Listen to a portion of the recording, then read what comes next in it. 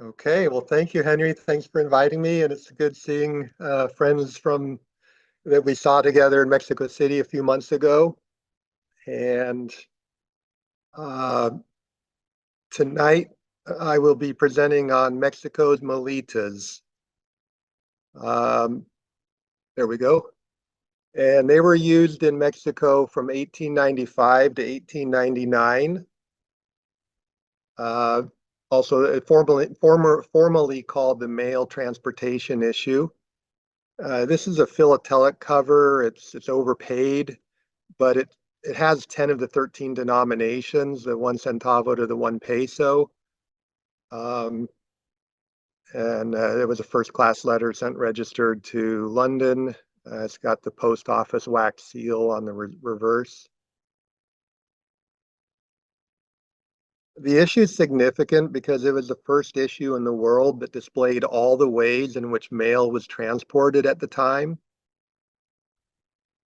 The outline of this presentation is showing the conception of the stamp, its production, its use, and the use is arranged by classes of mail, first through fifth class mail, rather than as an exhibit by denominations.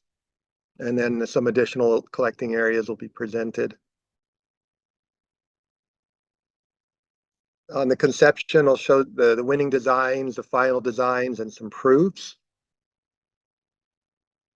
In 1895, Porfirio Diaz was the president of Mexico, and he was in the uh, kind of the middle of his uninterrupted time of being president from 1876 to 1911. He was a general and a war hero in the First Battle of Puebla against France in 1862.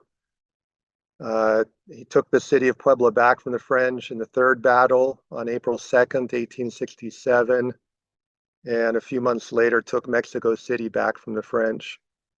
He was a de facto dictator, instrumental in economic growth and industrialization in Mexico at the cost of coercion, violence, and land grabs.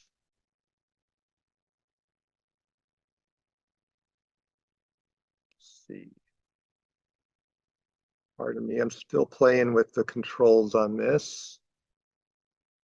Uh, a design contest was announced in 1893, and pictured here are the winning contest designs that were published in a daily newspaper in March of 1895.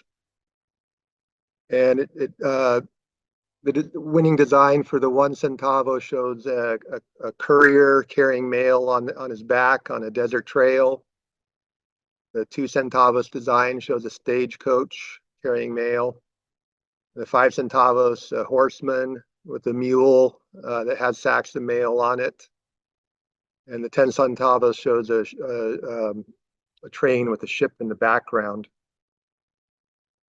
Much of the news article discusses the postal stationery that was also issued with the stamps, or to be issued with the stamps.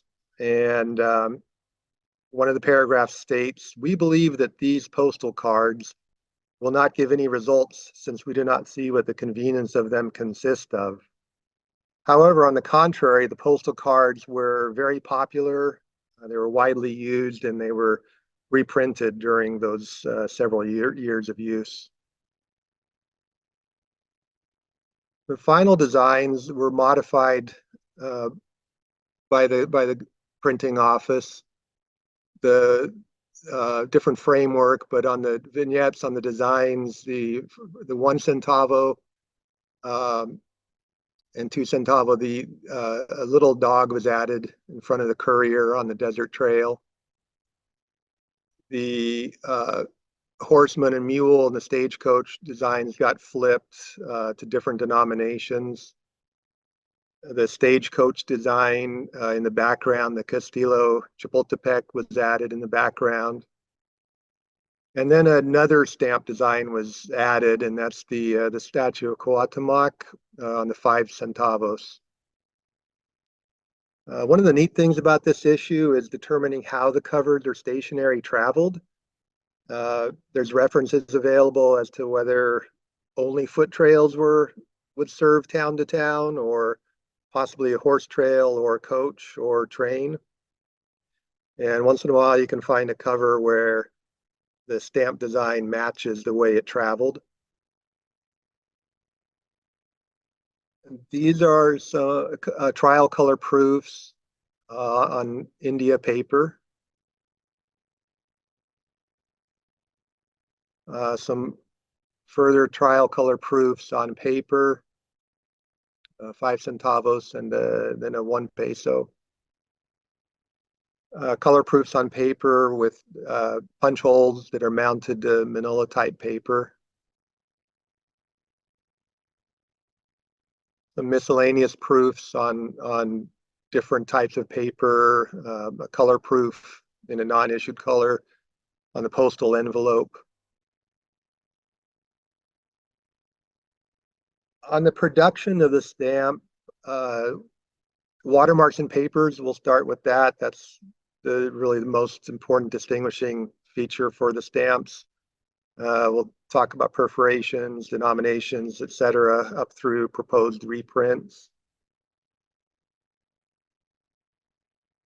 The watermarks and papers, there's 5 different watermarks and papers. The first issue in 1895 was the Coriosium, with a letter from each from that word on intended for each stamp.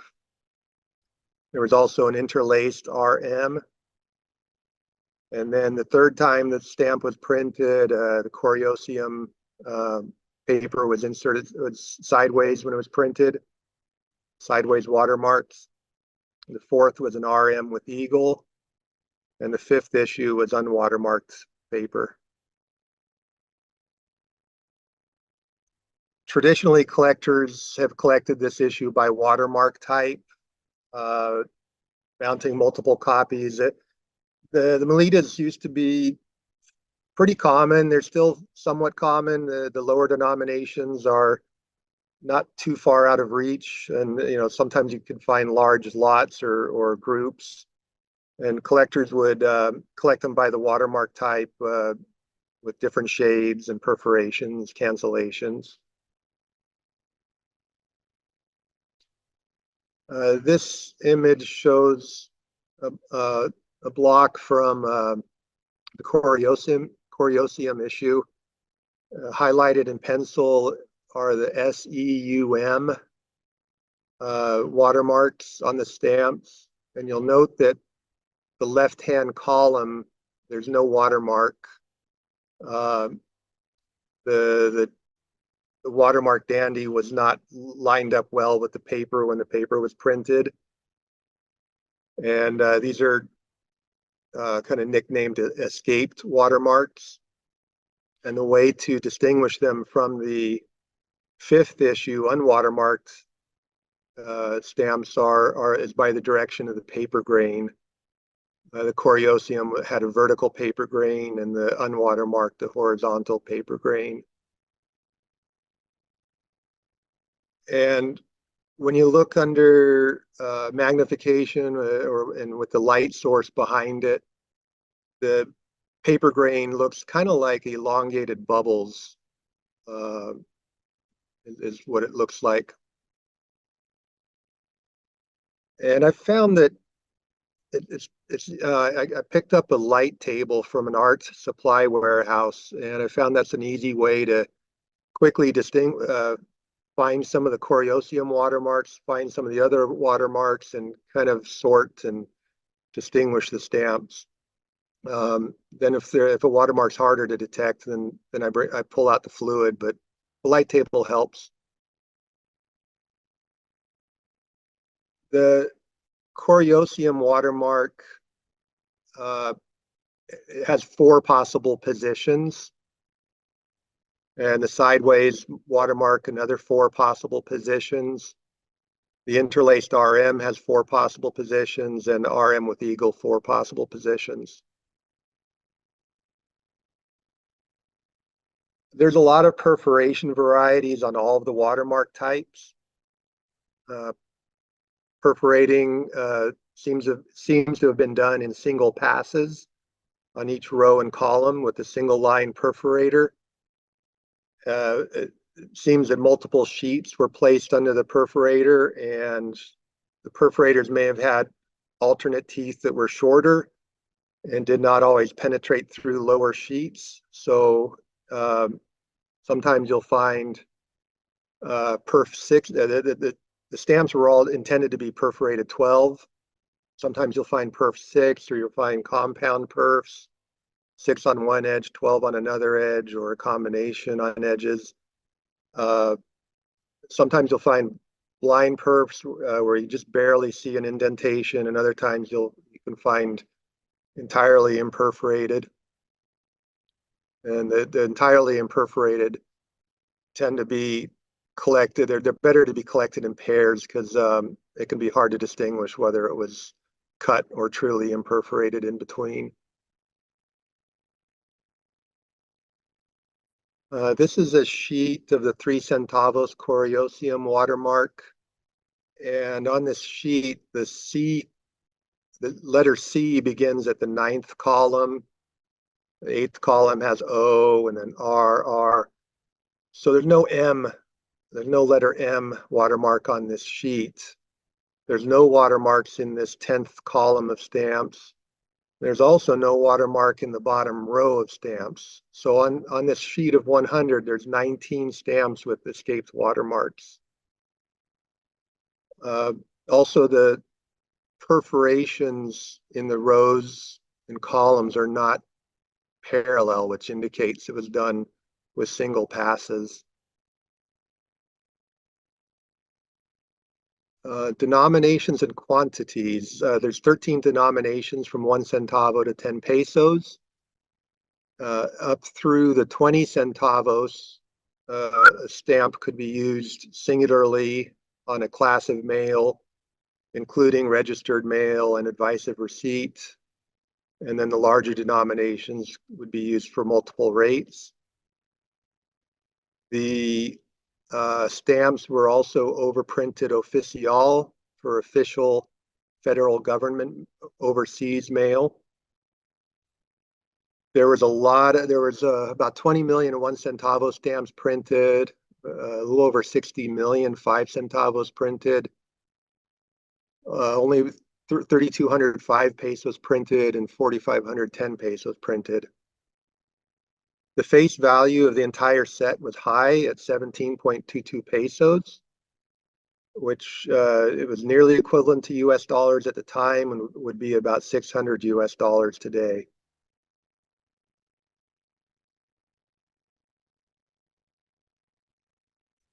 Some of the 1 centavos to 10 centavos stamps, but not all of them. Some of them would be printed, sheets would be printed with a plate number or a plate letter.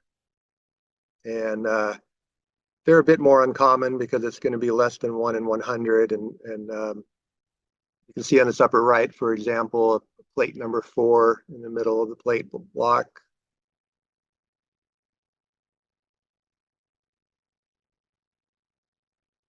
There's also plate features, printing flaws. There's double entries where the striking of the paper, printing of the paper was done twice. There's some slight double entries on some stamps. Guidelines are sometimes visible, or frame dots. And other printing flaws.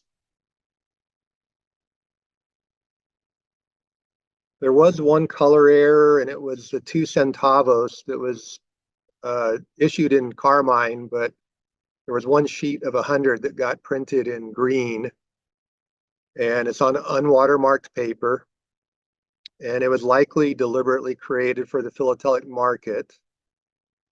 And the reason I think it's likely deliberately printed was all the other unwatermarked stamps have a horizontal grain. This has a vertical grain instead.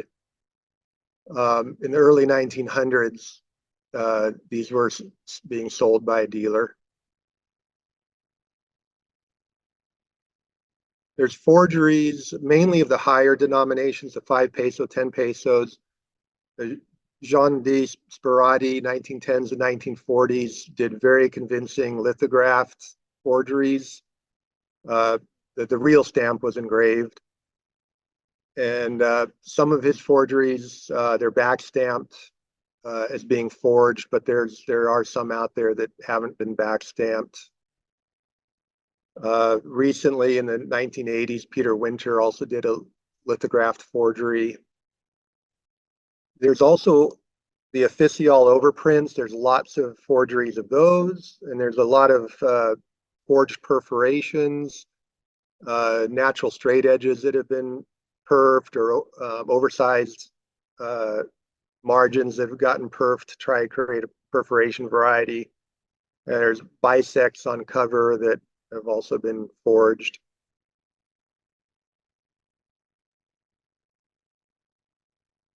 On April 2nd, 1895, President Porfirio Diaz established a national holiday to commemorate the anniversary of his victory over the French army at Puebla in 1867. And on this first day of issue of the stamp, the day of the celebration, the ministers of the government departments received leather albums with these presentation sheets with the new stamps affixed in glue. And these new stamps on these sheets are printed in black. The issue of the color of the issued stamp is written below, 1 centavo verde, etc. These sheets were also sent to the Universal Postal Union, which requested that the stamps in their printed colors be sent instead. And then these sheets were advertised by McKeel in 1895, and they quickly sold out. Remainders of these black stamps were sold by the post office in the 1920s to collectors. There's quite a lot of the black stamps around. There's a few that made it on legitimately on postage, or they were accepted for postage. This is a 10 centavo black stamp that was sent within the country in May of 1895. There's also some sets that are overprinted in red, official. These were offered for sale by McKeel in 1895. And then there's some sets with a forged overprint in a bright pinkish color. Later in December 1895, a private almanac was published, and there was an illustrated sheet in the almanac that showed these recently issued stamps. The government, the dies were borrowed from the government to print this page. There's some simulated blue perforations around the stamps. And the sheet has a couple of vignettes. On the middle is a scene from the interior of the post office. And then there's also a scene at the printing plant, the government printing office. And in this scene, there's 13 printing presses, which matches up for the 13 different denominations on the Mulitas.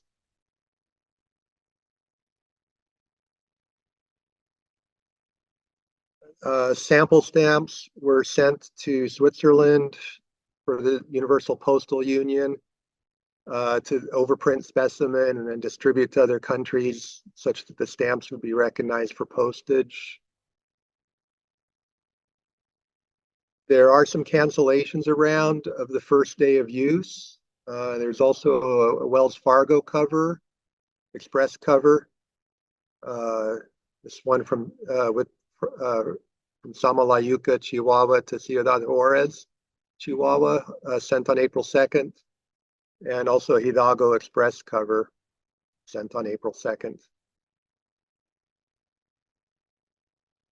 In 1898, the post office published a presentation book. I think the purpose was to distribute official postal events. And the stamps, each one of the denomination and this postal stationery were mounted in the book and they have large muestra overprints. In 1899, another presentation book was done, and this time it also included the next issue, Stamps de Aguilitas, and they have smaller muestra overprints in the 1899 book. Stamps overprinted with Oficial are also in the book. In August of 1895, the printer from London, Bradbury Wilkinson, prepared an engraving plate and printed sample stamps in red, brown, black, blue, and green. Across the upper left of the stamp, it's marked Preba. And they wanted to show the quality of their work to the Mexican government to try to secure a future printing contract. And they succeeded. In 1899, Bradbury Wilkinson used these same stamps and cut them from the sheet, and across the bottom is perfinned initials specimen. And they did that also with the next Mexico issue, the Aguilitas. And there's a stamp in here from Argentina, Bolivia, Brazil, Chile, El Salvador.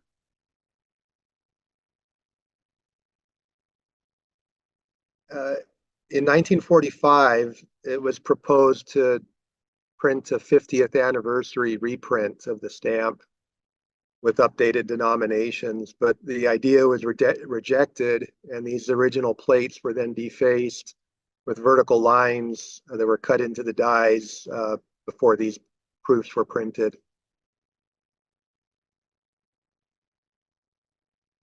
Next, I'll show some of the use of the stamps, beginning with the rates, the preceding issue, first class through fifth class, official state government mail, official mail, and then the subsequent issue.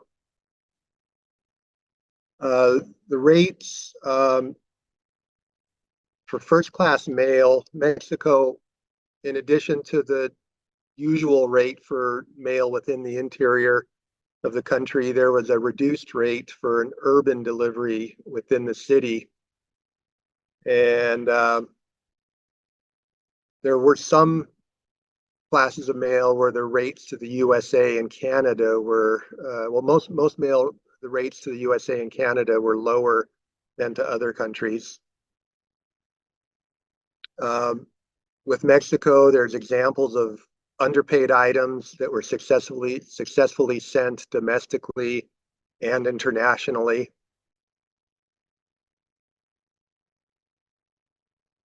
The preceding issue was the large numerals, and this postal card at the top was sent on the last day of use on April 1st, 1895.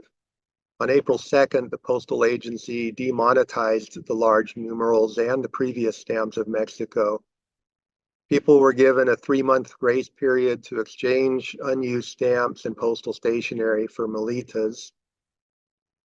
And that was generally enforced. There's not a lot of mixed numerals and Mulitas around. At the bottom, there is a postal card, Querétaro, mailed, or I'm sorry, the top one was mailed Querétaro. At the bottom is a large numerals postal card that was sent later. It was in 1899. And rather than being traded in for Mulitas, the numerals has been crossed out, and it was listed for collection at DFA. And there's a violet hand stamp here that says no franqueada, not sufficient for postage. So the recipient paid for the delivery of the postal card with the 1 centavos Mulitas.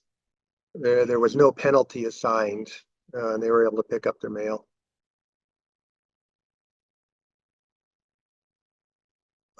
At top is a 5 centavos large numerals postal envelope from Mazatlan, Sinaloa, sent to Baltimore, Maryland in 1896.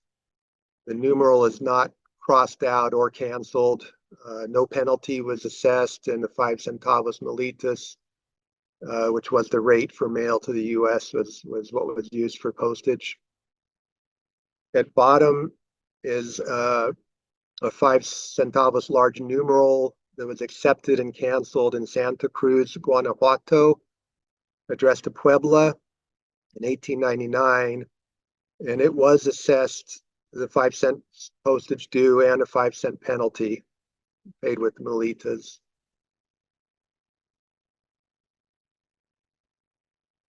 First class interior mail, the 5 centavos stamp was the workhorse stamp for first class letters, both in the interior and of the US and Canada. This cover at the top was sent from Triunfo, Baja, California, and it went by stagecoach to La Paz, then by ship in 1898 to Guaymas, Sonora, then by horse to Alamos, Sonora. And one of my favorite items is this bottom cover that went by Wells Fargo Express with the 5 centavos Mulitas postage, 10 centavos express stagecoach service.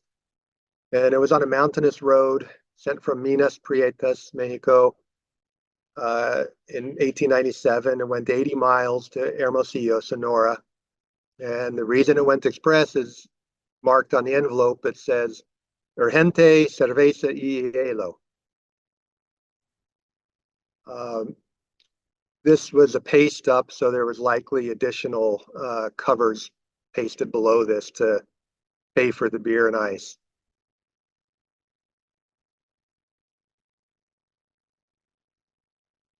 For the first 8 weeks of this issue in 1895, the letter card rate was, for some odd reason, it was double that of a postal envelope or a letter. So this top letter card was sent a month after issue in May of 1895 at this 10 centavos rate. The rate got corrected, and below is an example of a 5 centavos interior letter card from 1896. The interior postcard rate was 3 centavos, which was actually higher than what it cost to send a postcard to the US or Canada, which was 2 centavos. Early on in April, the postal cards were not yet ready with the Mulitas indicia printed on them. So early on, formular cards, cards with the older previous designs, but without the numerals indicia, were printed up. And then in this case, top, this is from the 21st of April, 1895, a 3 centavo stamp was affixed to the formular card. It went by rail. It's a rail cancel from Puebla to DF, or Tacubaya DF. In 1899, the post and postal card rate was reduced to 2 centavos. This bottom card went from Guanajuato to DF, about 250 miles. At top here is a National Express envelope that went by train. It has an unlisted Ortiz, Chihuahua train cancellation. At bottom is a 5 centavos revenue stamp that was accepted for postage at Chiautla, Puebla in March of 1900. The postage due and the 5 centavo penalty were paid with the 10 centavos Mulitas in Puebla. The reduced urban rate in the interior, letters and letter cards were at 4 centavos instead of 5 centavos. At top is a stamped to order postal envelope sent in 1897 within the city. In 1899, that rate was further reduced to 2 centavos. And similarly, postal cards had reduced rates for urban service, 2 centavos instead of 3. Top is 2 centavos within DF. At bottom, the postal and postal card rates had been reduced to 1 centavo in 1899.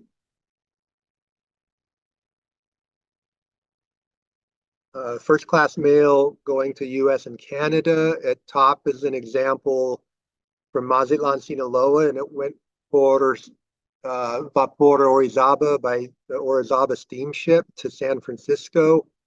The Orizaba was owned by the Pacific Mail Steamship Company, and it sailed monthly from Panama to San Francisco. At bottom is a postal card from Colima to Stockton, California. And that's with the 2 centavos rate that costs less than mailing within Mexico. Here, some first class mail going to other UPU countries. The one at top went from Coatlan del Rio, Morelia, in 1898 by horse, then making its way to DF and then to Veracruz, and then to Lares, Puerto Rico. And this was sent at the end of September of 1898, which was just after the end of the Spanish-American War and just before the Treaty of Paris gave Puerto Rico to the US. At bottom is a cover from Campeche that then went to Merida, Yucatan, then by train to Progreso, Yucatan, and then by ship to Belize City, British Honduras, with the 10 centavos that covers the first class postage to other countries. At top here is an official federal government stationery, envelope stationery. It's from the 3rd Artillery Battalion. And normally this kind of mail would have used a stamp overprinted with official. In this case, it's just a regular 10 centavo stamp, no overprint. It went to a munitions factory in Karlsruhe, Germany in 1897. At bottom here is a letter card intended for urban service interior, 4 centavos. And it made its way all the way it was delivered to Argentina from Aguascalientes in 1899. No penalty assessed, no further postage. So it was underpaid by 6 centavos. At top is an early illustrated postcard, 1897, by train, Irapuato, Guanajuato.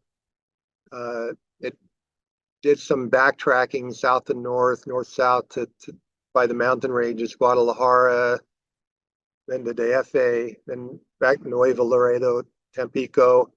It went to New York and it made its way to Salzburg, Austria, with a 3 centavos Mulitas. The bottom postal card is uprated to China. That's the 3 centavos international rate. China and Morocco were not UPU countries, but the postal guides of Mexico stated that the UPU directed its members to consider as though China and Morocco were UPU members and to not increase postage rates to those countries. There was a handful of countries still not members of the UPU during the 1890s, but there's no known covers or stationery for the Mulitas to those countries. Second class mail was for newspapers, magazines, textbooks with reduced rates. At top is a interior 1 centavo up to 100 grams from Guanajuato to DF. At bottom is a 2 centavos double rate, uprated 15 centavos for certification and advice of receipt from Toluca to DF. And some international wrappers, second class mail, a handmade wrapper to Canada with registration. At top right is a 1 centavo wrapper to Calcutta, India, 1898. In the middle is a 2 centavo wrapper from the observatory in Saltillo, Coahuila, 1897 to Zikawai, China Observatory. At bottom is a handmade wrapper, 2 centavos, to Rathenau, Germany. Porfirio Diaz had directed, he wanted to have a World's Fair in Mexico in 1896, and this was sent, this wrapper has a hand stamp that is from the organizing committee. This was sent in December of 1895, but the fair did not materialize.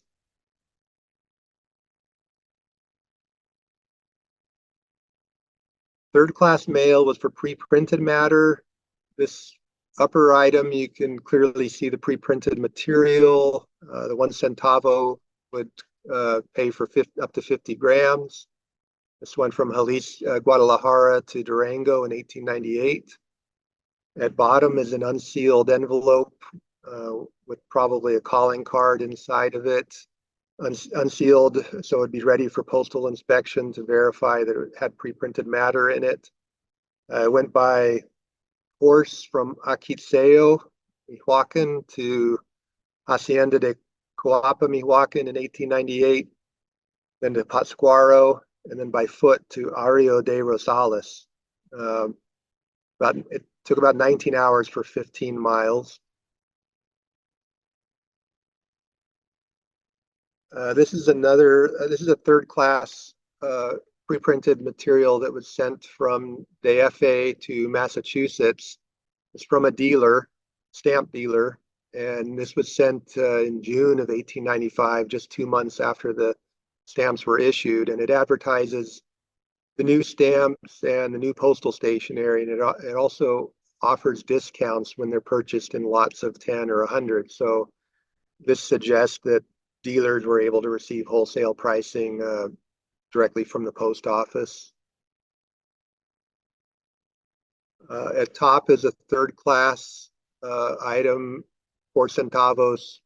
So it's a quadruple rate to 200 grams in an unsealed envelope from Salvateria, Guanajuato to New York. At bottom, this cover is inscribed Impresos Circulares. It's franked 18 centavos, 10 centavos paid for registration. Sent in 1897 to the German diplomat of Mexico, who was at the hotel in New York at the time. He was diplomat from 1896 to 1899, but he was killed in the Boxer Rebellion in 1900. This is a third class envelope to Hamburg, Germany, and the envelope was cut for postal inspection to verify printed matter. At bottom is 15 centavos registered from Ciudad Juarez, Chihuahua to Auckland, New Zealand, and it has steamship timetables on it. Fourth class mail was for samples without commercial value, and they tend to be inscribed muestras sin valor. This tag at the top was sent from Jalapa, Veracruz in 1899 to New York. 20 centavos paid for 2,000 grams, a little over 4 pounds. The envelope at bottom, the muestras, is written just above the registration tag.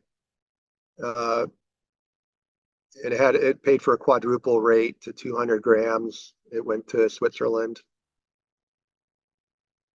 Fifth class mail was for parcels. This piece at top is assumed interior service. If there was no certification, it would have been the octuple parcel rate to 4 kilograms, almost 9 pounds. It's canceled in Ciudad Guzman, Jalisco, of October 1895. There were parcel fifth class shipping bulletins. And at the bottom is a bulletin Part B card. The entire card is franked 80 centavos. And the part B was completed by the recipient at the post office. This is from 1898, from DFA to Horgen, Switzerland. The state governments had a reduced rate for official correspondence, and at top is a pair of 3 centavos, and it paid the double letter rate to 30 grams. If it was just regular, if it wasn't official correspondence, that would have been 10 centavos. It came from the Congress of Coahuila, posted in Saltillo, 1896 to DFA. At bottom is a piece with a strip of 3 50 centavos, and this would have covered up to 750 grams, and it came from the court of Atlixco, Puebla, in 1898, addressed to an alternate judge. At top is franked 1 peso 15 centavos, certified, is from the third court of Puebla, 1897, to the presiding judge of Cholula. And bottom is a 5 pesos on piece, which would have paid for, if it wasn't certified, it would have paid up to 2,500 grams.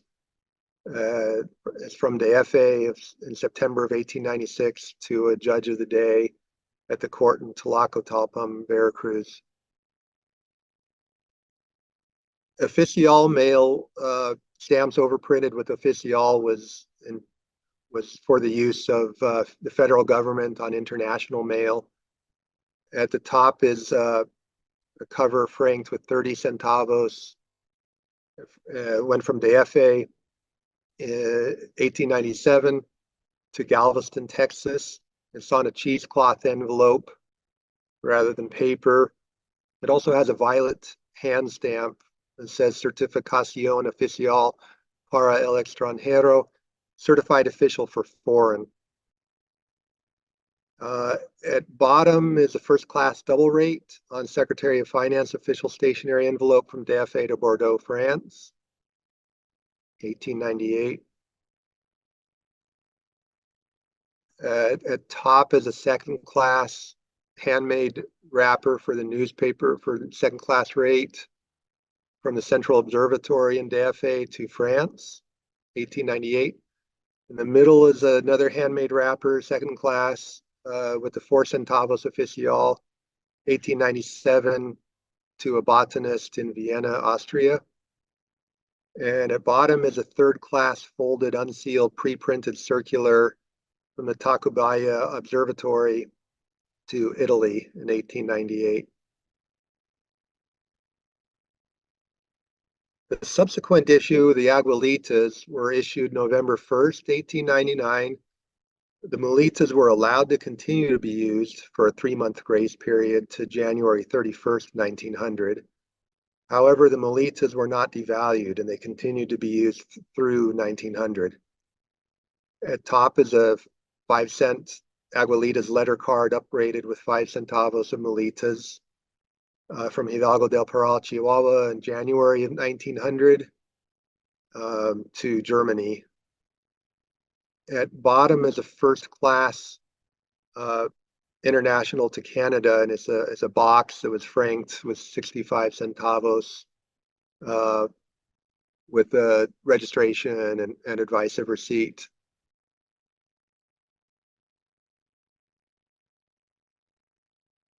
And at top is a second class interior Aguilitas wrapper uprated with 10 centavos Mulitas and 1 centavo Aguilitas. Was registered double rate. Sent from Veracruz in January 1900 to Puebla. It's hand stamped billetes, which indicated the cash was inside and the edges were sealed. At bottom is an envelope inscribed Muestra sin valor, 4th class mail. Mailed from DFA to Zacatecas, then redirected back to DFA.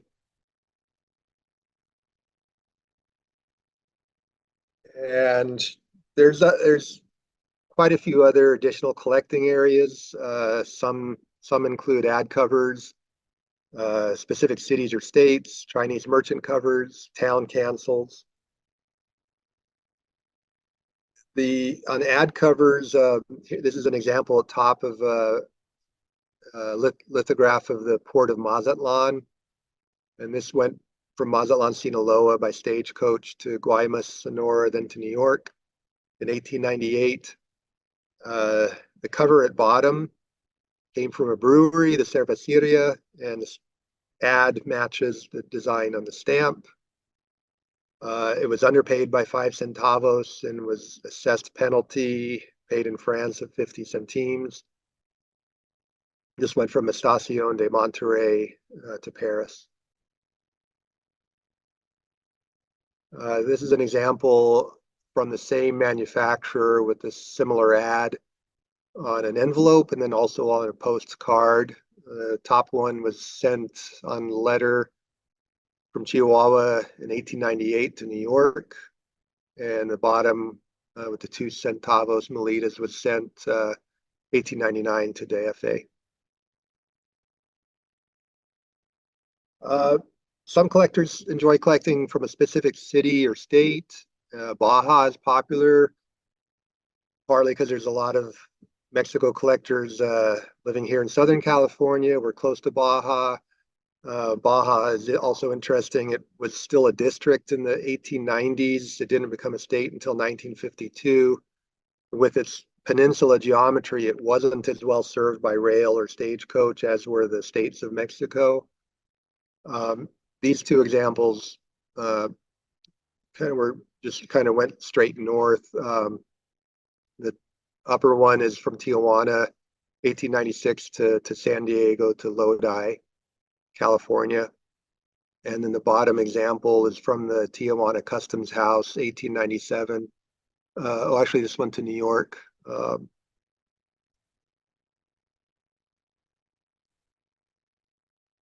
Chinese merchant covers. A wave of Chinese immigration occurred from 1895 to 1910, most from the US because of discriminatory measures and prohibitions against further immigration. In 1899, Mexico and China entered a mutual treaty, and Mexico gave full citizenship to Chinese nationals. At top here is an early Chinese merchant cover, 1897, with a bisected 10 centavo coriosium stamp. And it came from Ensenada, Baja and it's addressed to Moose Jaw, Saskatchewan, Canada. At bottom is a 15 centavos Molita, and it's addressed to San Francisco. Town councils in the late 1870s, with Mexico joining the Universal Postal Union, there was direction by the postal office to standardize the canceling devices and try to make consistent cancellations from the cities using the circular stamp with the town name at the top and the abbreviated state at the bottom and the date and time through the middle. But post offices were still using the earlier canceling devices. So it was fun looking for those oval cancels or ornate cancels or cancels in boxes or squares. And these cancels, they've been cataloged several times, first by W.T. Wilson in 1927, then by Schimmer in 1977, and recently by Taylor in 2018. But there's still lots of discoveries. There's still not yet seen ones being found and some unlisted ones being found. Some more examples of town cancels. And a few areas for further reading would be Schimmer's monograph written in 1995. It's available from MEPC. There's also the MEPC Journal, which had articles on Mulitas. There's Nick Follensby's catalog that includes the Mulitas. And then Lynn Stamp News had an article a few years ago on the Mulitas. And that concludes the presentation. I want to thank you very much. Thank you, Eric. Welcome. Much appreciated. I don't know if there are any questions for Eric out there.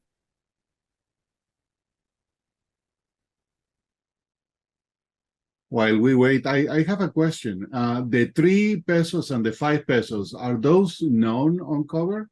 Maybe I missed if you shown any there. The 1 pesos, there's about 10 covers with the 1 pesos. Uh-huh. The 5 pesos, there's only 2 pieces known, no covers. Okay.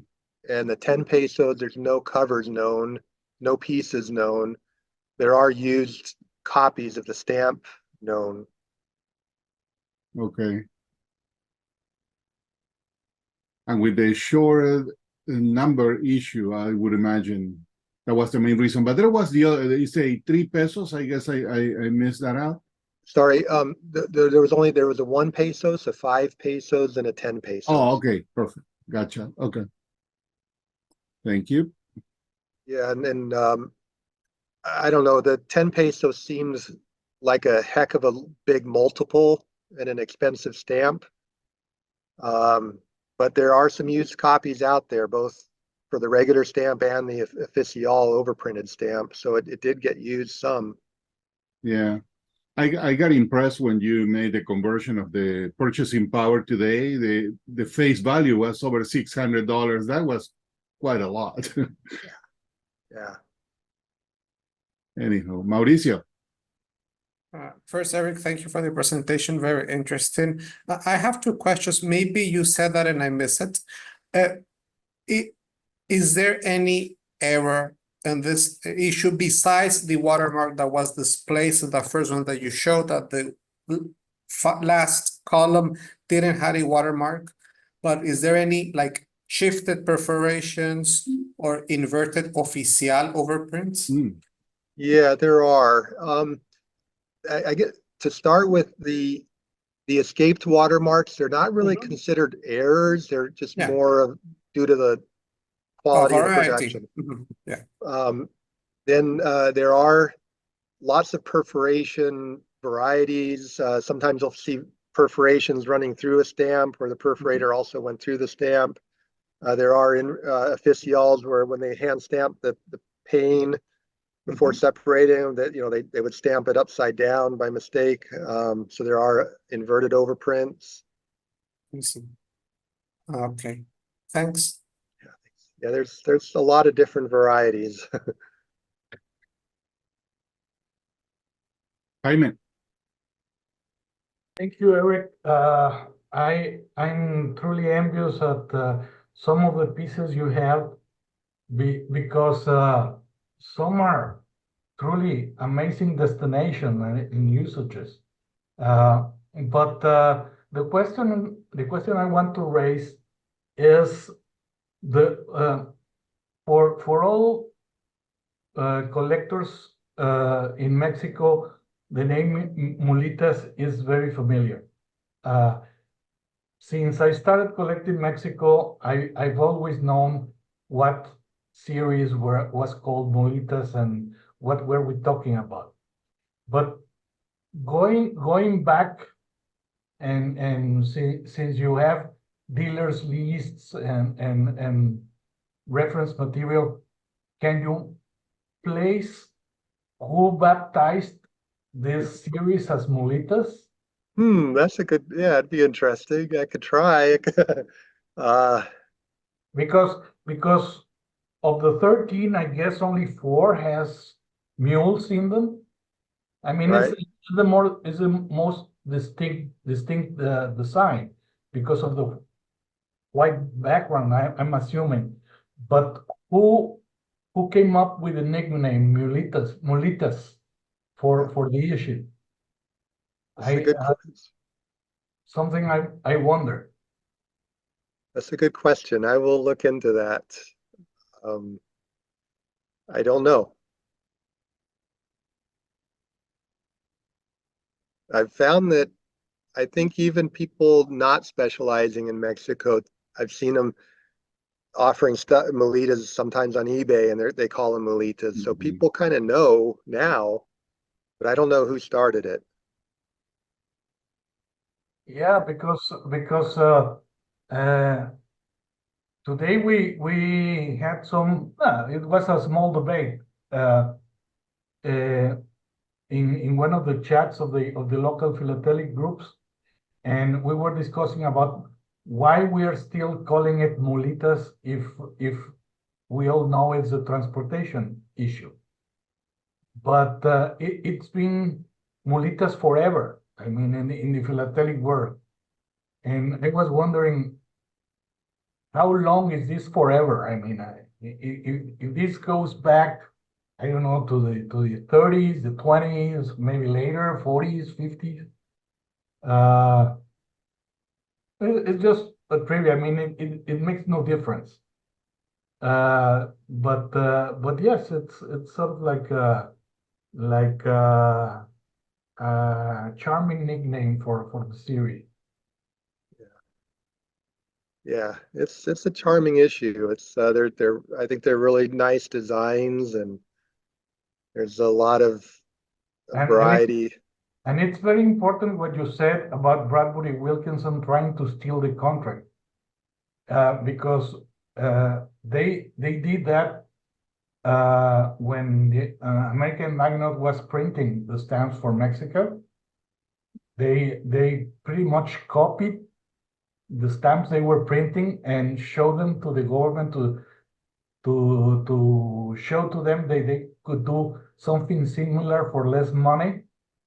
So basically, they really earned the contract when they finally got uh, the contract to print the Porphyrian Eagles. So good marketing there from their part. Yeah. I correct me if I'm wrong. Is there a book or encyclopedia of Mexican stamps from written by Chapman, I guess is the name? What year is that book? And if in that book they call it mulitas as well? Good He question. didn't And I have that book. Let me get it. he didn't cover the Mulitas in there though. Oh, gee, It's okay. not the Mulitas weren't old enough for him. Not Oh, classic enough. Yeah, not classic enough because he wrote it in the 1920s. Oh, in the 20s. Okay. But anyway, I don't know if maybe this is just a coincidence, right? But it seems like in all Latin American countries, or most of them, we have this level of affection with some of these issues and we give them nicknames.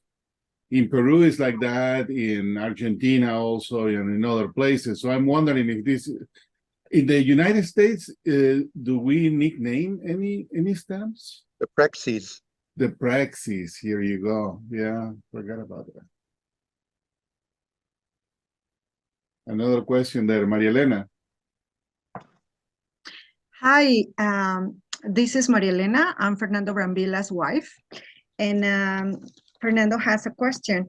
Can you please tell me what's the price of Mulitas Black Series? Because it is not mentioned in the Scout catalog. Yeah. I don't know the price. There's the other catalog from Mexico. I'm not sure if that's in there. I don't know the price other than it does come up for auction every few years. Rumsey's had sets in auction every 2 or 3 years. And I don't recall what it's going for. I think in the $150 range for a complete set, $200 maybe. I don't recall exactly.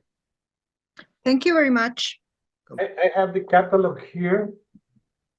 Nicholas Follensby in the 2015 catalog lists the price of the series at $125. Thank you very much. As for the Mulitas nickname, it will be interesting to see or research starting when in philatelic literature do you start to see that name, Mm-hmm. and see who's the author of that. because as you guys mentioned, not all of the stamps have a mule, but maybe are those the most common ones, the ones with the mule? No, they're actually Okay, more of the Yeah. least common ones. It's just okay, the so four, yeah, the So 4 that- centavo and 12 centavo. yeah, that's interesting because yeah, Maybe they are referring to the collectors. could be. Or maybe call the attention of a non-Mexican or Latin collector, because for us, having llamas or mule or anything moving mail is, normal. It has been part of it. That's our 4x4 natural. And everyone will expect to have some mechanic type of transportation, stagecoaches or even the train. So maybe call the attention of a foreigner and say, hey, there is a mulita moving mail here. I don't know. I'm speculating, but that could be something to trigger there. I don't know if Hector is raised his hand or it's just the angle of the camera. Oh no, it's the angle of the camera. Okay. Any other question or comment? I have No, a I wasn't. Go ahead. No, thank you. I wasn't. I was just it was just my hand. Oh, okay. I know about the postal stationery. I don't know who wrote it, but there are a couple of catalogs, and I believe it's even more than one volume on the. I don't know if it talks about all the postal stationery or just the Mulita postal stationery, but is every single value or the lower values also printed in a postal envelope or a wrapper, or it's just a few? I'm assuming it's just maybe a wrapper and an envelope and maybe a postal card, something like that. Yeah, and they're just the lower denominations were printed. So what 1 centavos up to 10 centavos, I think, is the max on the postal stationery. And there's a really good recent catalog from around 2015 or 2018 by Bammert, Peter Bammert. Yeah. It's the Mexico Postal Stationery Catalog, and it's available from the United States Postal Stationery or Yeah. US. Yeah. USPS. That's the one, because I've seen one written in Spanish, and then I saw another one that is more comprehensive in the way that it's very succinct, but it goes to the point. So that's the one that I was referring to. So thank you. That's the one. Benjamin, I guess, has his. Yes, just to say, a real price for a black Mulita set now in the market is $350. 350. Yes.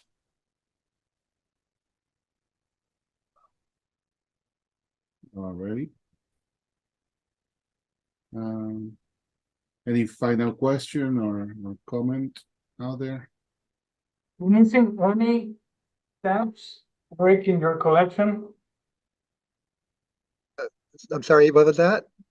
You missing any Oh, in your collection? yeah, I would That's like a to tough obtain a question. copy of the 5 pesos with the RM Eagle watermark. By the way, I just pulled Dale Pulver's book about the introduction of the stamps of Mexico, and look what he has in the cover. That's funny. Yeah, interesting. Maybe Mulita. maybe he Yep. was the one. Let me Pulver. give me a second. I'm going to here. He's the one that I owe credit for my interest in Mexico stamps, because he used to have the monthly column in Lynn Stamp News, and I got really interested by reading his columns. Well, he calls it Mulitas. His chapter. He calls it Mulitas issue. What year was that book printed?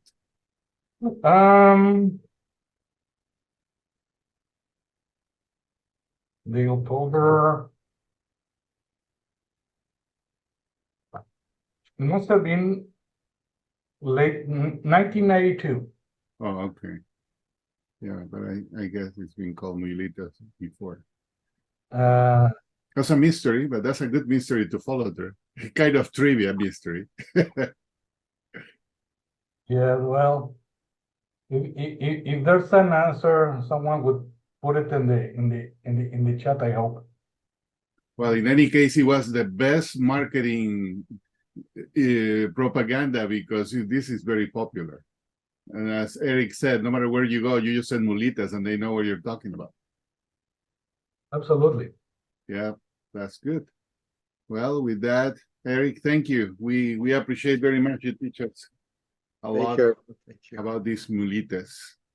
Thank Perfect. you. Y el día de mañana.